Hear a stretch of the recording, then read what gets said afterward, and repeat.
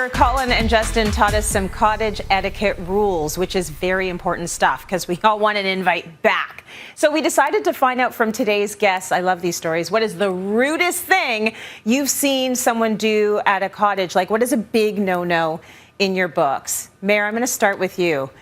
Okay, so my best friend has a cottage. We were up there most weekends, and the rudest thing I ever saw was they invited somebody to come up.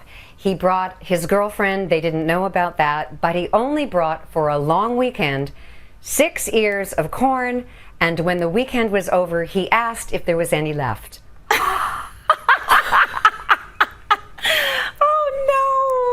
That's like when you go to a party and you bring the bottle of wine, and then if the wine wasn't consumed, you try and take it home with you. It's like, no, that's a gift. That stays there. Once people start coming in and not pulling their weight, it gets super awkward really quickly. So I see Colin and Justin nodding voraciously. So I'm going to let you two go next. What's the rudest thing you've experienced at a cottage? Yeah, okay, Tracy, do you know the rudest thing, and I remain scarred by this to this day, was about 18 months ago, just before the start of the pandemic, and I had a cousin from America who's going to remain nameless, but who knows exactly who she is, who left our guest room bathroom with an industrial-sized jobby. Now, that's Scottish for. Now, it wasn't a tiny little brown fish. It was a thing of Jurassic proportions. I went in there to clean up her mess, and I remain emotionally scarred, Tracy, to this very day. So if you're going to be in a guest's home, if you're going to be in somebody's home as a guest, make sure you tidy up every part of the way. Oh my gosh. We had another guest who, on a Sunday morning, we did a really good night on a Saturday night, and a gentleman friend of ours decided to get up early and go and swim in the lake. Nothing wrong with that. But he decided to do it naked. So he's swimming in the lake with no clothes on. We were all up really early on a Sunday morning because we're making brunch, so everyone's just running around.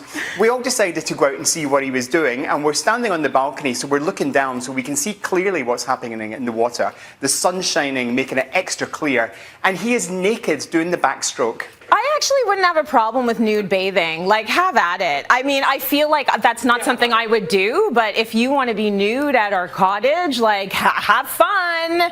Okay, T, it's your turn now. The rudest thing you've seen at a cottage? Well, it wasn't anything that I saw like up close and personal, but it happened to my friend who owns a cottage. This person invited one person over to their cottage for like a weekend, a long weekend, so 3 days, and that person brought 3 extra people that were unannounced. Like, that person doesn't know these people. Nope. Like, I think you need to, that's very rude in my opinion, very rude. Unless it's a barn burner of a party and you know the invite has gone out to 200 people, why would you ever bring other, I had that at my wedding. You know, they said 2 people were coming and 5 come? I don't understand. Mind blown. Okay, Dev, how about you? Tracy, you know, showing up with uninvited guests, unvetted guests, showing up with 6 ears of corn, or even worse, leaving a job in the bathroom, all unacceptable. But what about showing up with absolutely nothing? You know, as a cook and as a chef, I often get volunteered to cook and to bring stuff up. But, you know, I want some time off, especially going up to the cottage. If I'm not going to cook, at least I'm going up north. I'm going to stop off at a farm and get some beautiful seasonal pies there, or pick up some farm-raised steaks. If you're drinking beer, you don't show up with 6. You show up with at least a 2-4, okay? It's really nice to bring as much as you can to really take care of everybody, but I've been to some places where people show up with nothing and they don't get invited again. That's right. It's not an all-inclusive, everybody. It's a cottage. Everybody gets up, everyone helps with the cleaning, everyone picks a meal they're going to make for everyone else, you know, and you don't just leave, you strip your bed, maybe you throw stuff in the washing machine. There's a lot you can do to help. Thank you for sharing.